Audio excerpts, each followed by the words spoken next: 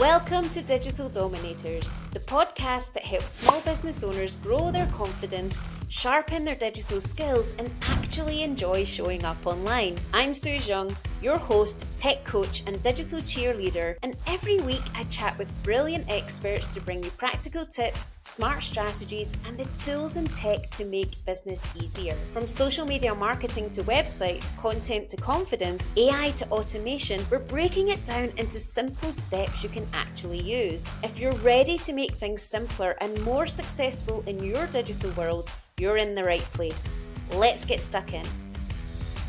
Welcome back to Digital Dominators, the podcast where we remix business strategy with digital skills, systems, and smart thinking to help you grow online with confidence and clarity. Today's episode is a little different. We're diving into the rhythm of business, the flow between creativity and data, humanity and automation, AI and intuition. Our guest today doesn't just talk about digital transformation, she lives it. Samantha Hanreck is the founder of Data Sync Consulting, an AI strategist, business systems expert, and unapologetically tech-loving DJ. Yes, you heard that right. Samantha blends boardroom thinking with baseline energy to help founders, startups, and scale-ups build businesses that don't just work, they flow. With over 2 decades of experience across digital innovation, systems thinking, and business growth, Samantha helps organizations harness AI and automation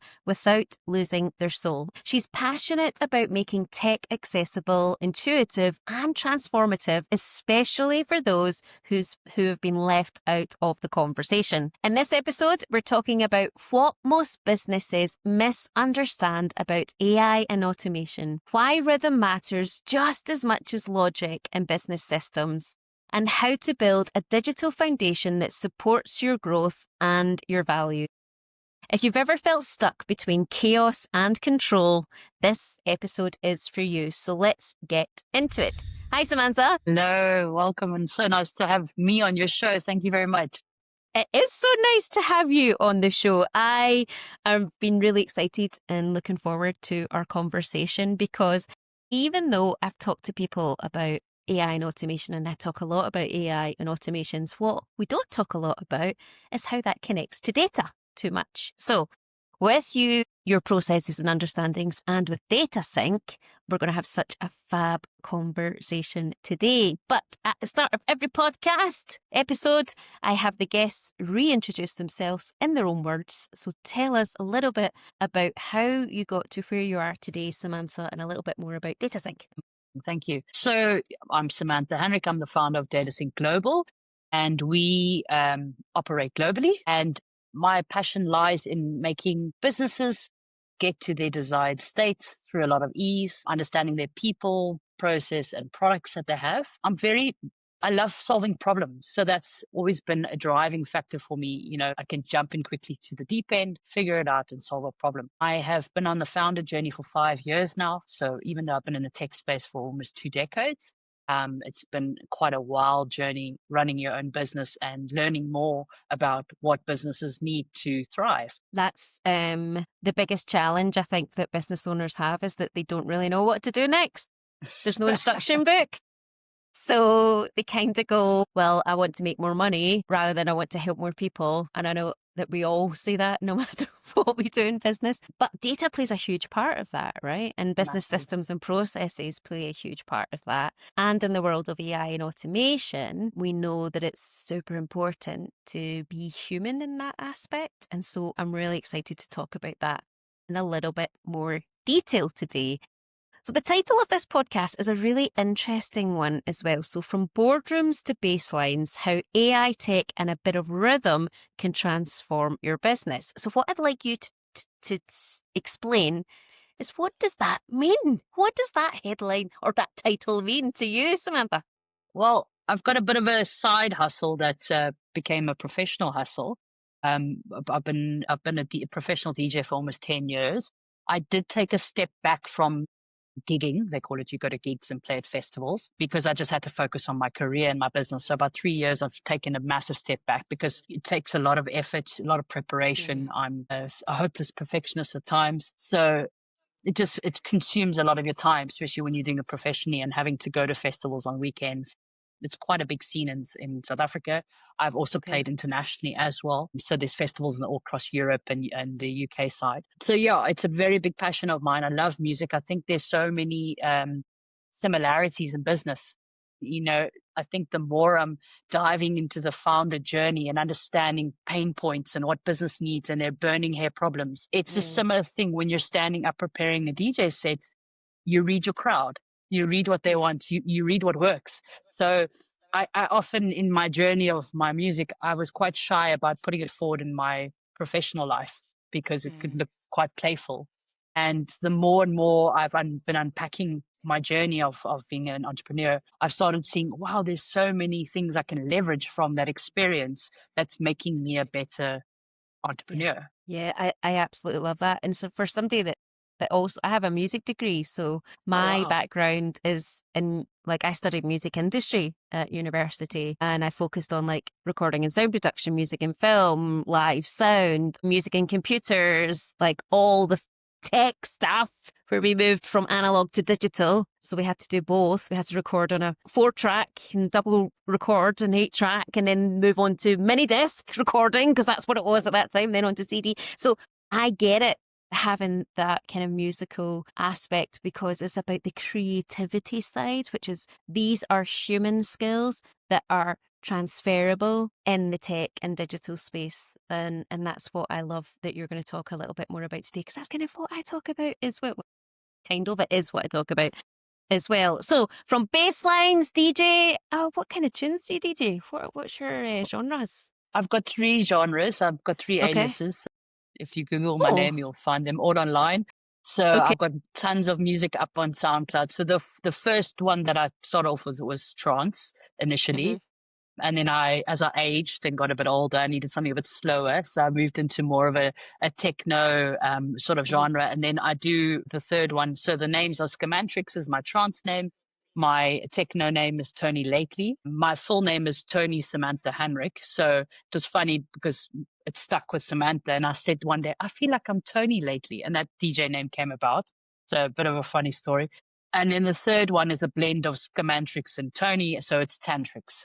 And that's more melodic, softer. And in the festival scene, when you play, if you don't have different aliases for different genres that you play, they get confused when they book you on the expectation of what your sound's going to be. So it's a lot to maintain. It's like 3 profiles, but yeah.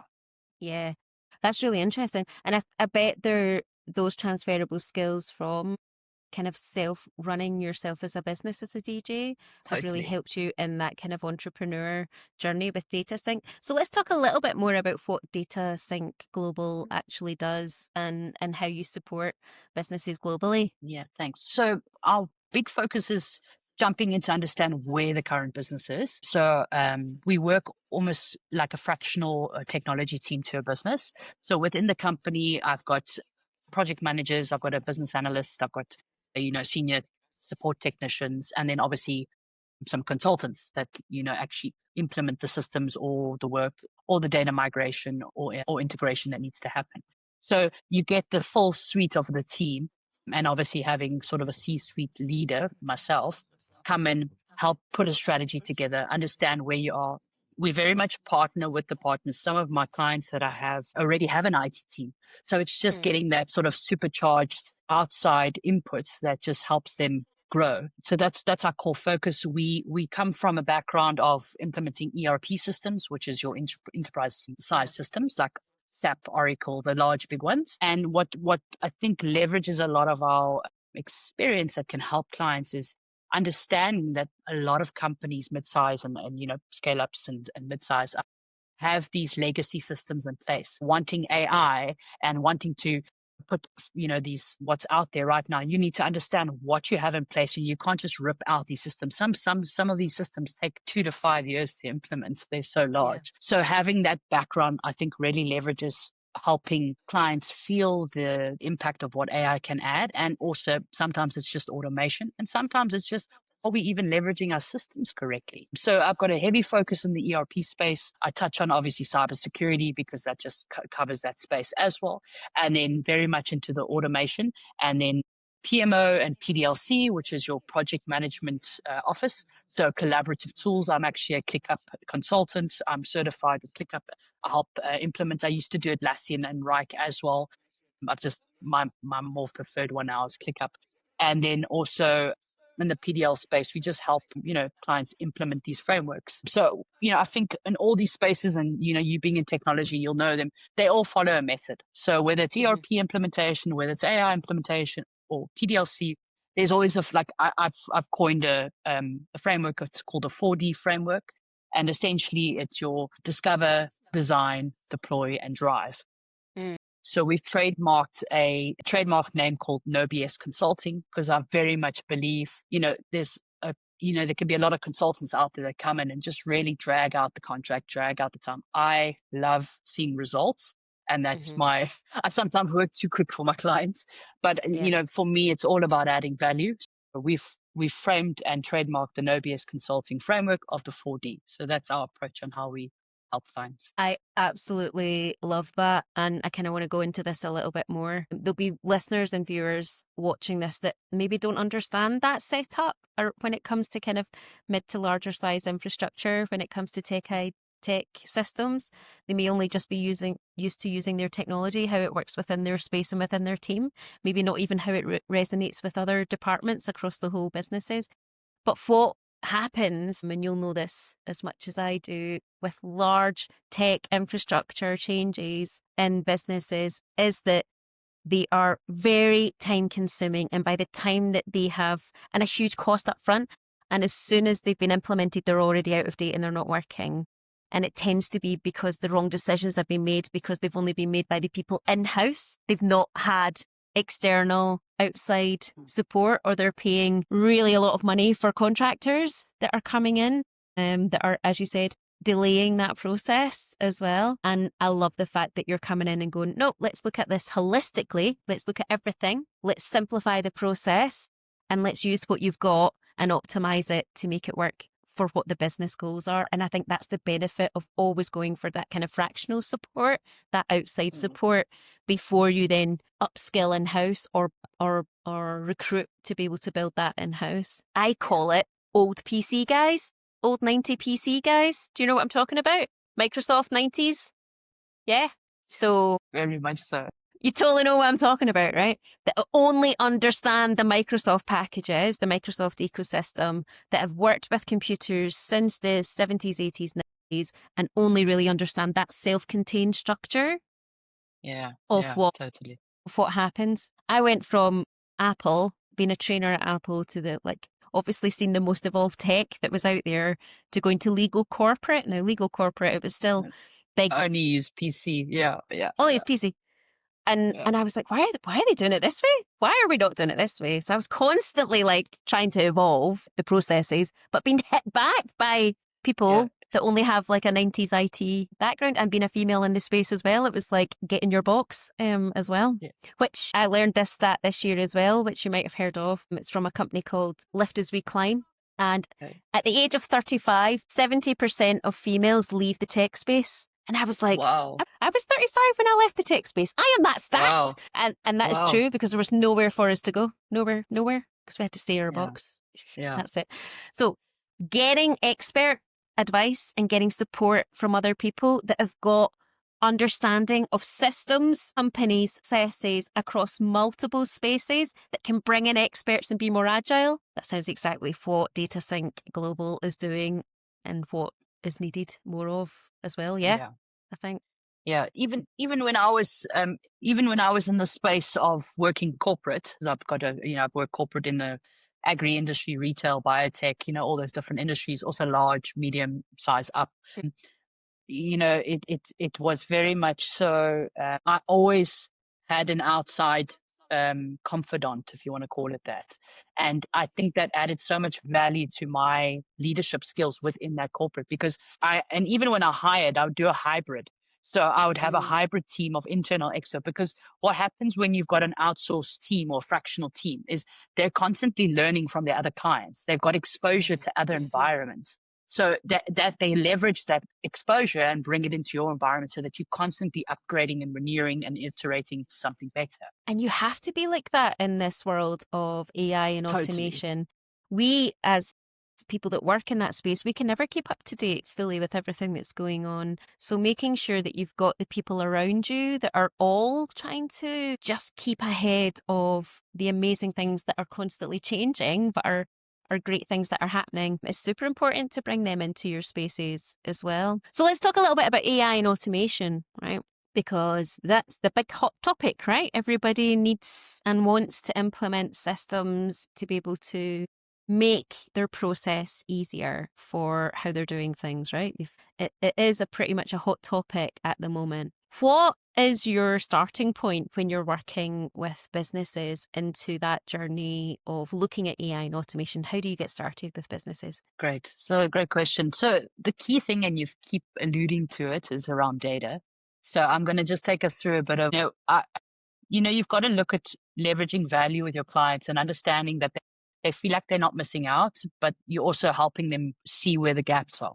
So for me personally, AI is almost like a jetpack that you put on your back. But if you don't have a GPS, you're going to go nowhere. So you need to have a roadmap and a strategy. And I still remember, I might be giving away my age here, but I still remember writing a 5 to 10 year IT roadmap. And that just doesn't exist now.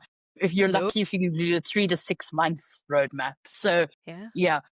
But coming back to my point is in the space of automation and AI, the first thing is understanding what systems or what is your tech landscape. I like to call it that. So what do you have in place? What is siloed? So that meaning, do your systems talk to each other already?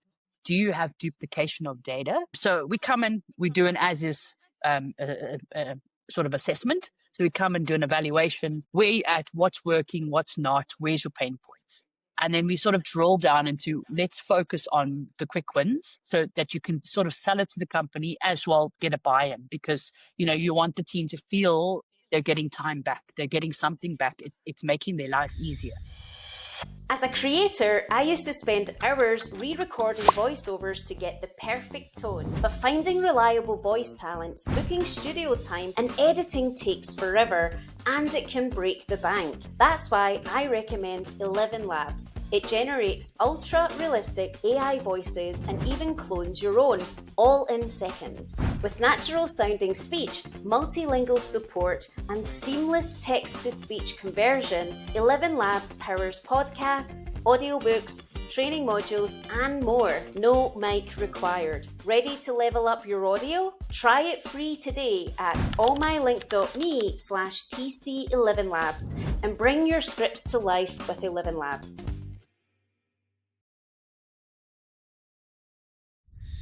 So after that assessment, we come in and then we evaluate, okay, let's start. Okay, there's maybe 10 potential projects here that we can do. Either some of them are just automation. Some of them are just using the systems better that they already have. Yeah. Some of them are the systems come to a dead end and we need to start planning to pull out this legacy system or move away from it. And then some of it is actually, wow, there's some quick, easy AI agents that we can put in place here. For example, I had a really cool request. One of my clients told me this week that they get a PDF email with invoices in a PDF, but there's 50 invoices in one PDF.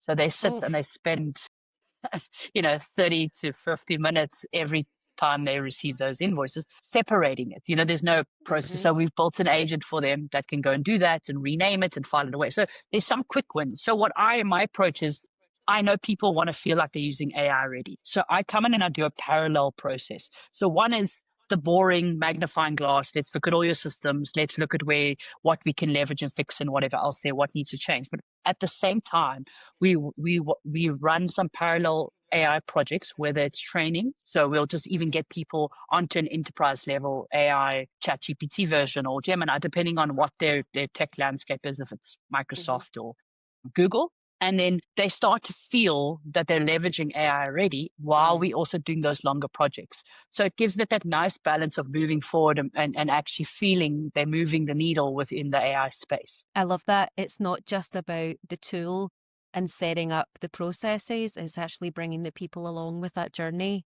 and making sure that the solutions that are set up are actually working for the people that are using the tools and solving those problems. Because I think with what I've seen across the larger companies that are wanting to implement AI and stay ahead of the curve and those kind of engineering, law, legal, all of that kind of industry, they're wanting to stay ahead of the curve. But are they actually making it right for the people that are using the tools? Is it the right thing? Do they understand how Totally. to use them and get the most out of it?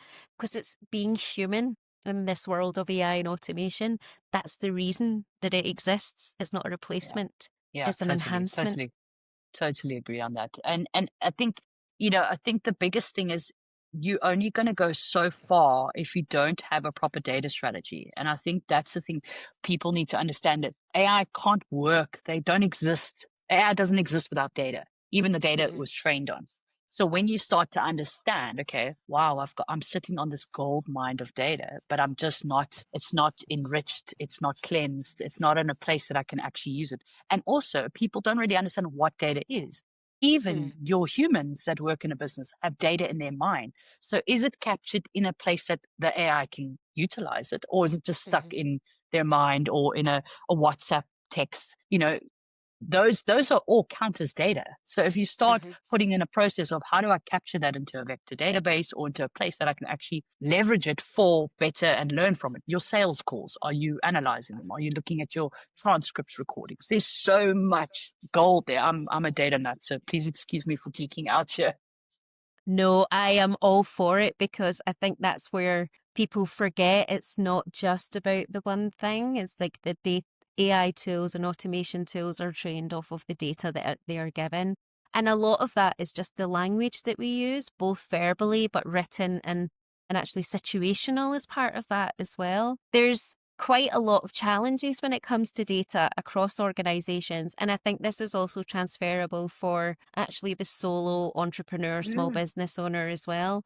The language that we use in these, what we call naming conventions, that we might call any of the digital assets that we may have in our business, files, texts, even the subject line of an email, things like that. If these little nuances are yeah. changeable and are not clear, in losing my data words, but if it's not the right language that's used across the business, this is where data. So Yeah. there's a huge human aspect to this about understanding what data It's means to an individual. Absolutely. It's a starting point, and I'm just going to bring a bit of my DJing and music side of it. And one of the key things because when you start DJing, you consume or you create, collect tons of music. So it's essentially, what is music files? Hmm. Going from analog to digital, they're essentially, it's data. It's data Hmm. files. So it's the exact same thing. When I usually bring my DJ music together, I go and put some metadata in it where I know what the BPM is. I go and I know what key notes it's in. So when I'm ever looking at it, immediately I can identify it. So I call that librarianship. What is your librarianship of your music library? And the same works to the point that you're speaking about now. Are you being consistent with your naming convention that you use with your subject line or the way you file stuff away? I have a perfect example as me also being a smaller entrepreneur. I made the decision to move from Microsoft to Google earlier this year. You were speaking about being on Mac and being on Microsoft. So being in corporate, I've always had to be on Microsoft because I even wrote the IT policy saying we will not allow Mac, and I had to enforce it. But knowing very well I had a Mac at home that I ran my DJ music off. And I Yeah. loved the challenge because it kept me up to skill with both Mhm. technologies. And I've always done that, as a way to grow. So knowing very well all my clients are on Microsoft, generally more your medium-sized businesses are because Mhm. of the security and the legacy, whatever else Yeah. around it. So I made a decision because I was feeling frustrated with Microsoft not being open to OpenAI earlier this year when I was getting into the whole AI space. I wanted to link all my docs. I wanted to have, look across my SharePoint, and it wasn't ready yet. That API Yeah. wasn't built. You could only do it with Google. So I said to my whole team, we're moving to Google. And I moved there and I had a bit of like, oh my gosh, what have I done? And it was a bit of a learning curve. But one of the Yeah. amazing things is like you're speaking around having the right naming convention was one day I got an email about an unpaid invoice. And I literally went inside my email box, opened up Gemini, and I was able to go and put the invoice number in, and it could search across everything and it could find it Amazing. in my files that are linked because of the way I had things set up. So, yeah. It's important. Can you imagine that if that was a human doing that process and it's one person that does those invoices, that one person is maybe on annual leave, that one person is having to get a phone call on their holiday, which I'm sure you've been on the receiving end of that, or you've had to do that previously in corporate. You need to contact them and they're on holiday because they're the only human with that information and that ability, because it's maybe stored locally on their desktop. They've not shared it into a shared file, because remember, everybody's just moved to SharePoint during COVID because everybody went digital during COVID. So there's still a lack of human behaviors and processes, how we actually work, that have such a huge impact on these systems that we want to implement across businesses. And again, I know that we're talking about corporations, mid to large size businesses, but as solo entrepreneurs, smaller businesses, this is a benefit that you have that these larger businesses don't have, is that you have the ability to be agile, don't you? Totally. And flexible. Yeah, totally. I think, and I love it. I've dived into a lot of journeys and stories and podcasts and futurist potentials.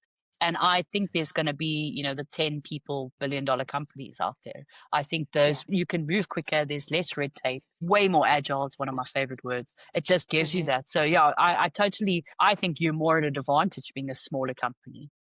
Mm-hmm. And I would just love to see that reflected across public sector, across the world actually, but public sector, if I talk within Scotland, it's really red taped, obviously for a reason. But what they forget is that the smaller businesses have that ability to be agile. They have the ability to be flexible, to make changes and adapt, which some of the larger companies don't have. 10 people, billion companies would be great. I hope I'm one of them, and I hope you are too. Me too. Yeah. And I think what's also happening with the AI space and technology is, my comment I just made now, some people can think, oh, well, what does that mean if you only need 10 people to have such a large company?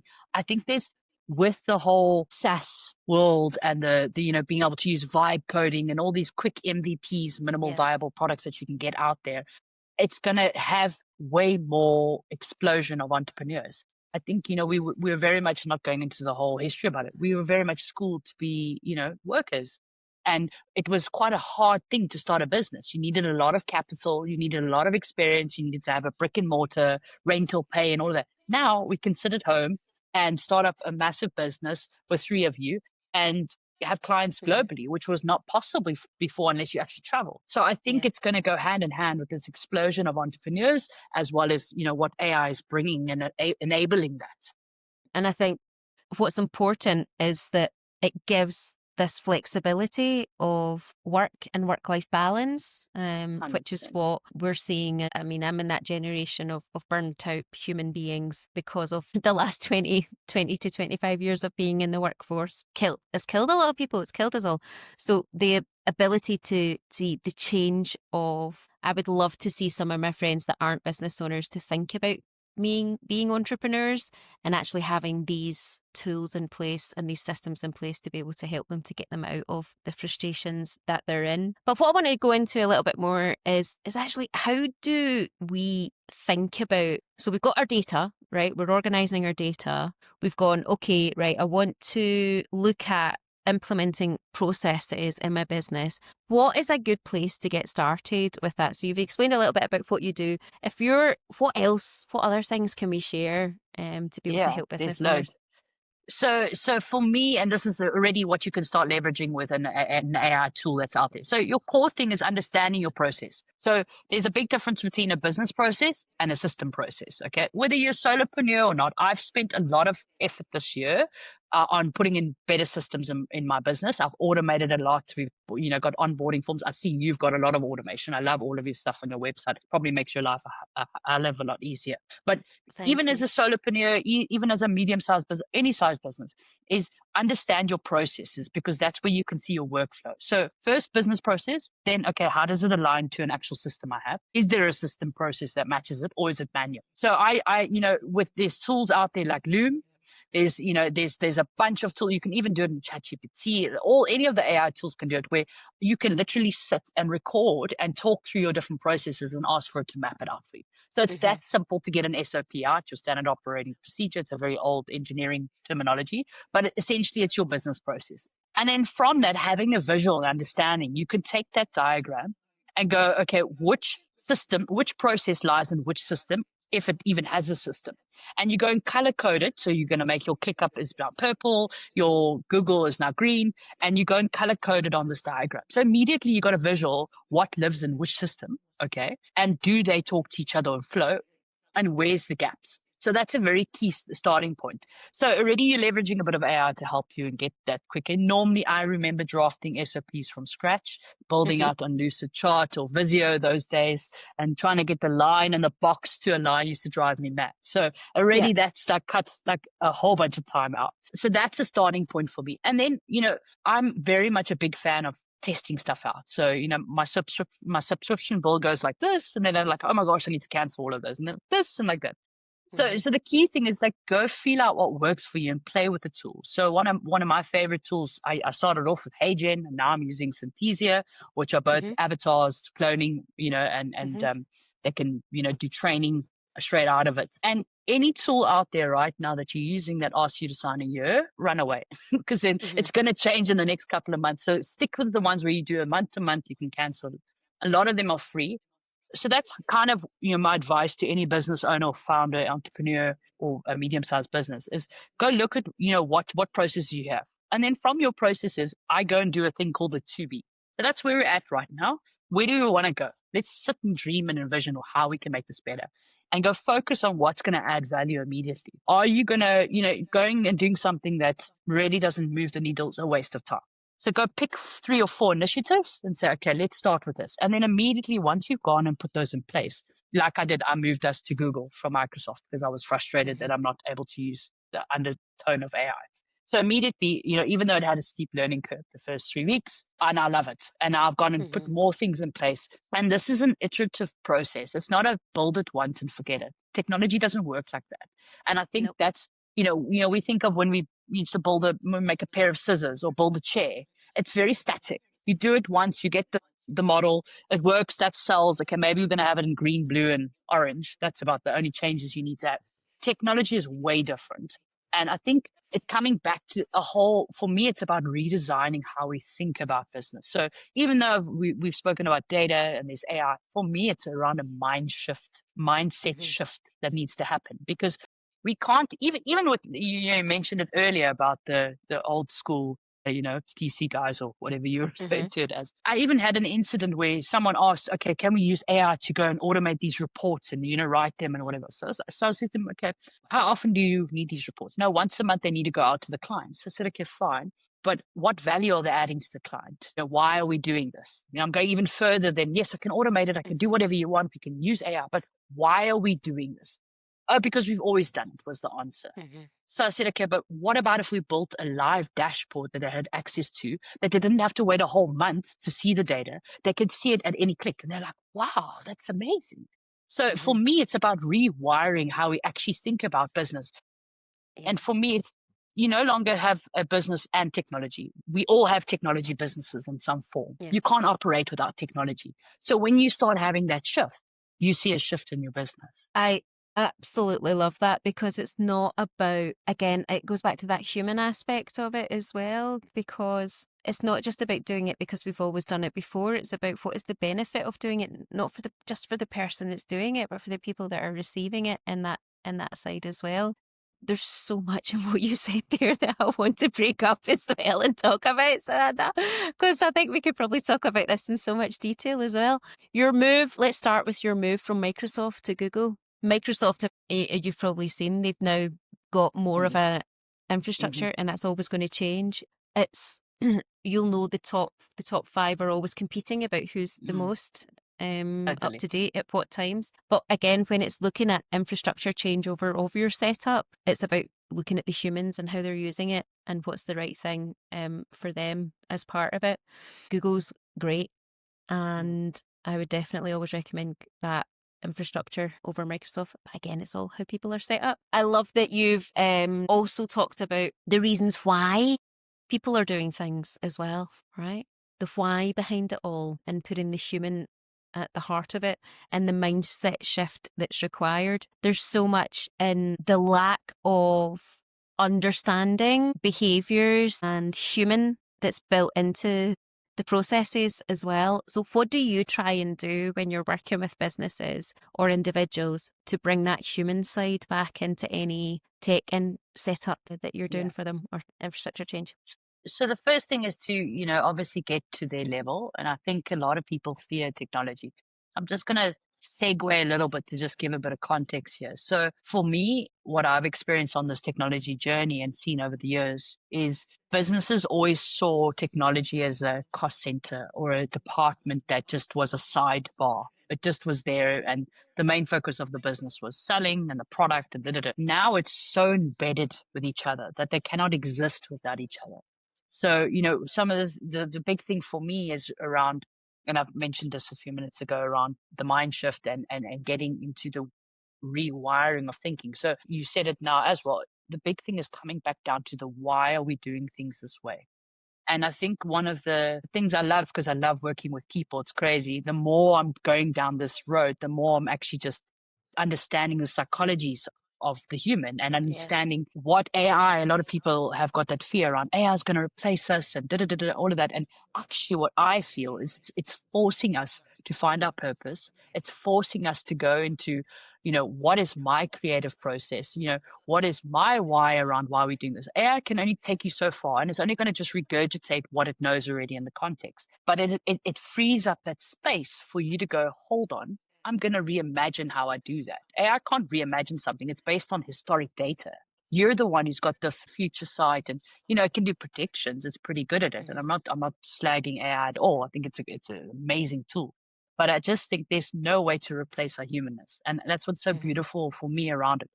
So just to answer your question is I get into that rapport with my clients. I work on a departmental level, so I think it's really important to understand a person's process and understand how they work. And they all work differently. I think what's also unfortunately come with this journey of evolving with technology is no one ever said, okay, let's sit you down and can you run a CRM and can you do this and can you do that? It's just sort of, okay, you're in marketing, you're expected to know how to work a CRM. So there hasn't been a lot of hand holding with the technology growth as your career's grown. I think there's been a big gap in that. It's, oh, you work in finance. Oh, you're supposed to know every single ERP system there is around to do financial bookkeeping. So I think that's coming to the level of the person. So what are you struggling with the system? How can we make it better? And I always advocate for more training.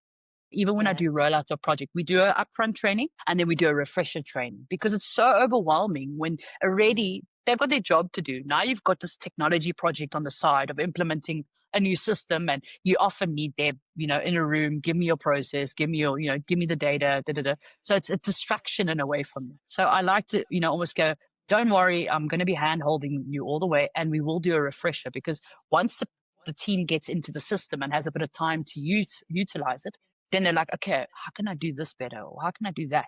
And that's that refresher that we do afterwards. I love that because it empowers them to think creatively about how the system would work for them. And we are from this generation that weren't given any sort of technology training. They were just devices put in front of them and expected to use it. And I am very much a vocalist on, I think that technology trainers should be mandatory in every company, and that we should be teaching technology or digital training from a school level, not coding, not Python language or anything like that. Yes, that's a place for it, but actually how to implement digitally thinking, right? Changing your mindset around it all. And that's kind of why what I do, because that's the core part of using any sort of technology is that it allows us to think creatively around what we do as humans and how we think is different from the person sitting next to us. And that's the benefit of the tool will work in a certain way, but how we use the tool will be different, right? How I use it will be different than how you use it. And bringing those people together to talk about that and to help to systemize this process And that's why I loved how you used Loom as an example there. We use something called Komodo Decks, which is exactly like Loom,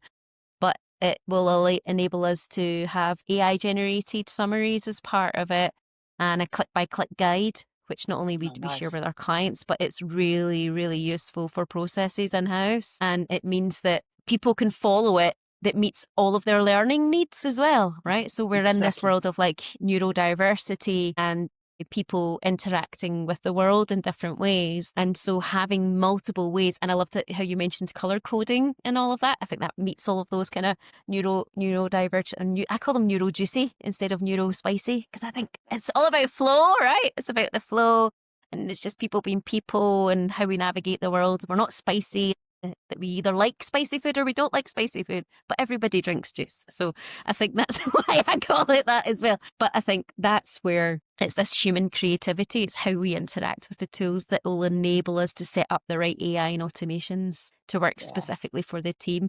And the Loom recordings or Komodo Decks or whatever tool that you're using keeps that data in-house, so that not that one person, Marie, who's on holiday, who's got that information because she only does that process. Yeah. Right? And she's the only one that does turnover. that. Yeah, totally. It's there, you own it. Just to add on to what you're saying about the learning, and I don't know what I am, neuro, whatever you want. I definitely know I'm different. Let's just put it that way. I struggled with learning in school, and often thought there's this. I found this book by an author called Jim Quick. And he's got a school around it, but he's written this amazing book called Limitless. And in this book, I read it, and it basically, he speaks around being the boy with a broken brain. And it's not that I struggled in school, that I was not, I couldn't learn. It didn't gel. I didn't resonate with it. So I've got a very different way of how I learn. I'm a visual. I'm a hearer. I need to visualize and see and practically do it. I'm not a parrot learner with something and then I get it. It just goes in, it doesn't go in at all. So it's exactly to your point of what you're saying, is having these different methods of how we can teach people technology. Because I can tell you now, when people freeze up when they have to do something new in the technology space, if they're not comfortable like us, we're just so affair with it and we're so used to it. It's like, oh, another system, I'll spend an hour and we figure out how to navigate around it. Not everybody's like that. So bringing back what you said around what you do in your business, I think it's crucial to bring in this change manager or this bringing in this educator on your systems. Because at the end of the day, if somebody works better in your system environment, you're going to get better productivity out. There's your money back. It's a no-brainer. Exactly that. It's the time to invest in your people, right? Just as much as you invest in the tool, you've got to treat, I talk as well about the technology as a team member. You've got to treat it with the same respect as you do the person that's sitting next to you. You use it more than you would the person, not that you're using the person next to you, but you're working with that person next to you, but you use the technology to do that. So you have to treat it with respect and love in the same way that you would a human being in that way, even though it's not. But giving it that same amount of respect, I think, helps you get over that hurdle of, I'm not techie as I live my life off of my phone. It's it's a huge mindset shift, right? I can't live without my phone, but I'm not techie. You are. You just don't know that you are, right? I get so passionate about this stuff. I can talk about it. Okay, I am loving this conversation. What I want to try and move on to is a little bit around this kind of, what did we put in the headline? Rhythm, right? Rhythm can transform your business. So let's talk a little bit about what you mean by the rhythm aspect of AI or automation or data or all the systems that we've been talking about. Absolutely. So what does a rhythm do? It flows, and if you think of you being a musician in a track, you often have, your beginning and then you have your chorus. And so there's a repeat flow. So for me, it's very similar to an agile methodology, an iteration methodology, whatever you want to call it. You've got all these fancy words. What it actually means is doing something not just once, but revisiting it and coming back and making it better. So that's the rhythm. And I think it's like you said, it's not just we need this technology. It's technology, it's people, and it's process. And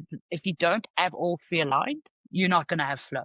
So that's what I bring into it. You've got to have. I've rolled out a project before many moons ago, and we didn't have team buy-in, and it failed. So you've got to have Interesting. team buy-in. So it didn't fail entirely, but it took longer than needed to. So when you understand how intricate those work together, then you understand they need to exist together to make something Yeah. successful in your business, in your technology space, etc. There's such a huge thing about buy-in there that you mentioned as well, is that if people aren't bought into this, those are the people that are going to lose their jobs, I think. Those are the people that are the unwillingness to be flexible, the unwillingness to adapt, to change. I think that's what's going to help. That's what's going to hinder your future growth. As a business leader, that's something to consider, but also as a person or a team member or an employee of a company, you've really got to think about how flexible that you can be in mind, not just in body, but in mind, to be able to work around that kind of neural plasticity that's required to be able to work in this in the new world that we're kind of living in, and that's that side as well. I love that. It is a rhythm. It's getting it set up, seeing what's working and adapting and changing it from there, right? So it's really being that kind of flexible and working with the humans. Again, it's just going back to humans, really, isn't it? Totally. How does a business know that they're ready to start using AI and automation, Samantha? Everybody's ready. Let me just state that fact right now. Everybody's ready and don't get left behind. No, it's all jokes aside. I also am being real. Everybody is ready. It's just about your mindset shift. And that's I feel like a broken record. But that's the thing, is just start somewhere.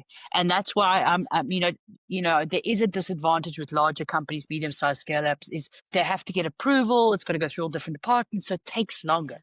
As a smaller business owner, you are winning the race right now. So go run and I even spoke about it this week in a post I made. You're not even running the race. You're redesigning the track. It's that clear that you can have it's completely different what you can do in your industry or your niche right now.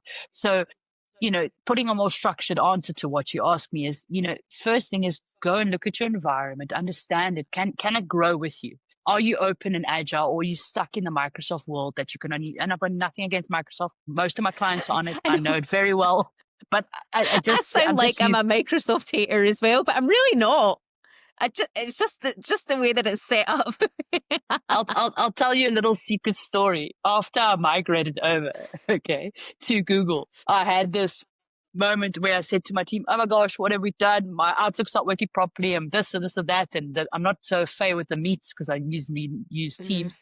So I went back to my whole sort of conversation I had with ChatGPT when I was deciding and building it out, and I said I think I've made a mistake of it, and ChatGPT came back and it said to me, "You're having what? It's migration whiplash. Just calm down. You'll be fine."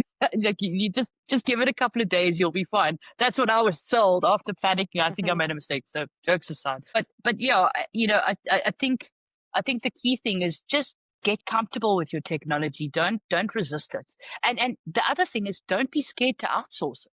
Even as a small business, I love platforms like Upworks and Fiverr. And I'll give you a pro tip about using Upworks that I've learned over the years. Sometimes I get into quite a big migration project and I need very much a Python specialist. And I don't have someone like that permanently in my team because there's no need to it.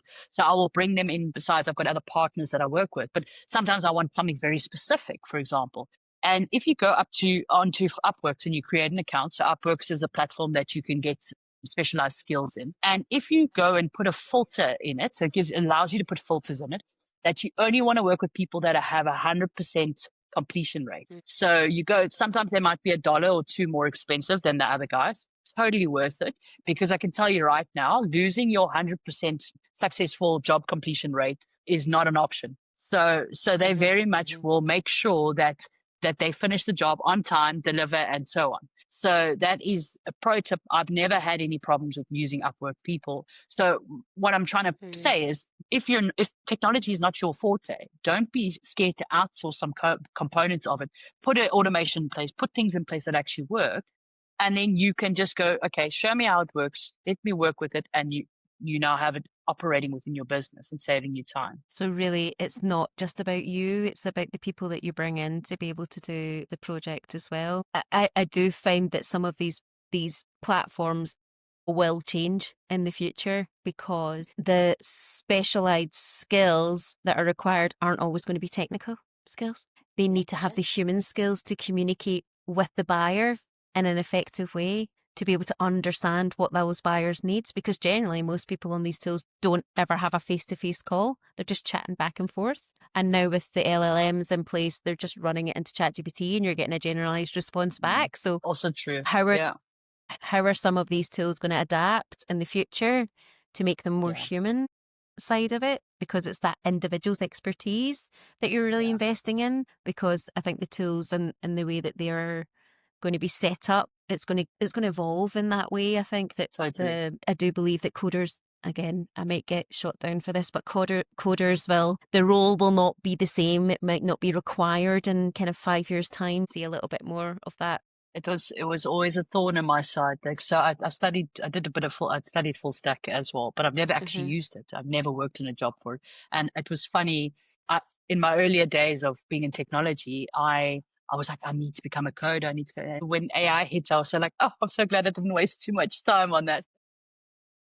I do feel for the people that are in, but at the same time, we don't need the skills of the ability is going to be done for us. It's the same way like when we'll calculators came out, right?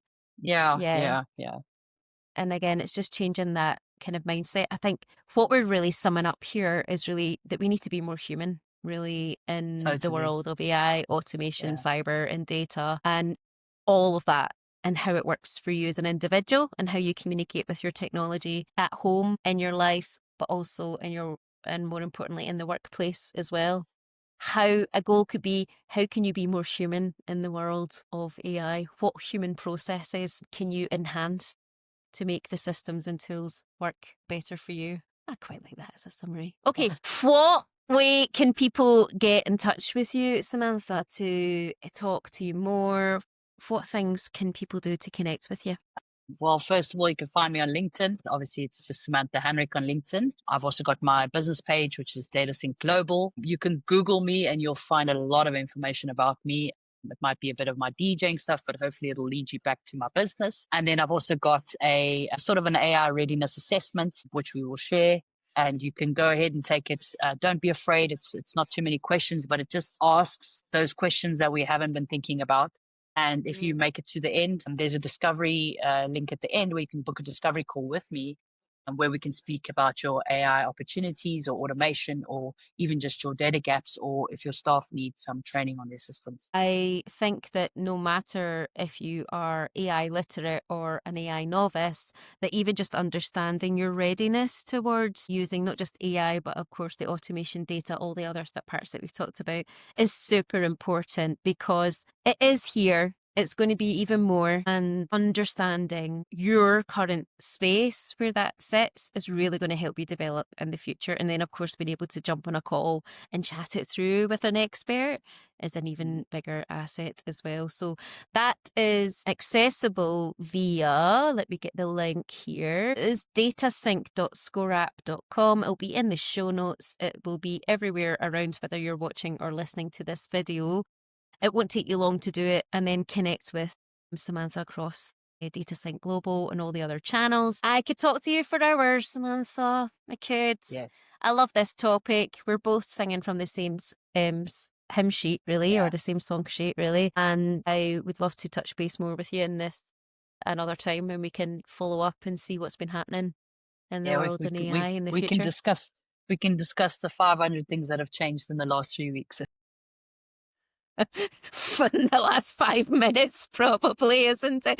It's constantly evolving and changing. But you know, this is the reason that I love doing the podcast, and I love speaking with people across all over the world in this podcast, because it helps me that I'm not just saying the same thing. It's not just me that's saying this. This is a fundamental thing that everybody needs to get on board with. And the sooner that you are on board with changing your mindset when it comes to digital and technology, the better it's going to be for you, your family, your working life, and the future that you're trying to establish. For you as an individual, you as a business leader, you as an employee, get into this mindset shift and change, and take it as an opportunity. It's an opportunity for growth. Totally. And That's it. Okay. 3 tips, Samantha, that you can share with people in their AI automation data journey, and then we'll finish up the episode today. No problem. So first tip is I want to just share a tool that I'm loving out there. And I think it's awesome for any size business that you're in. So the tool's called Gamma. I'm not sponsored by any of these tools I've spoken about today, but I'm absolute Gamma fanatic. I do a lot of pitch decks. I do a lot of presentations. I even do some PDFs, some nice content. I know Canva is also amazing. I use that tool as well, but Gamma is amazing. My quick workflow is punch it into whatever AI tool you use, ChatGPT, Gemini, etc. Ask it to spit it out your format. You take that, paste it in there. And it used to take me sometimes up to 3-4 hours to get a presentation ready. It now takes me about 30 to 40 minutes.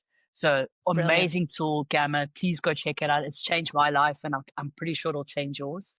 And then my second tip is don't be afraid. Like, just go play. You can't break it. That's what I always tell people when I train them on any technology.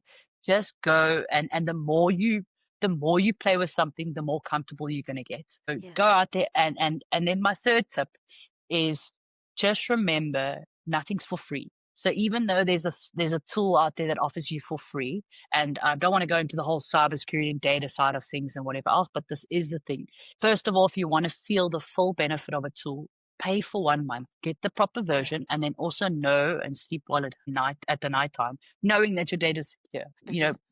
Invest a little bit into your tech. Don't expect to get results out of freebies, because nothing in the cloud or in technology space is free. They're leveraging you being a free user by either watching your user experience or taking your data and learning from you. If you're okay with it, that's okay, but that's my tip. And you also can't expect to get the best results if you're using a free tool. Exactly. So you can't really judge it right. Yeah. Can't judge it right. Same way, like, people are like, get frustrated about the fact that they are running their business off of social media platforms, but forget that they're getting to use them for free.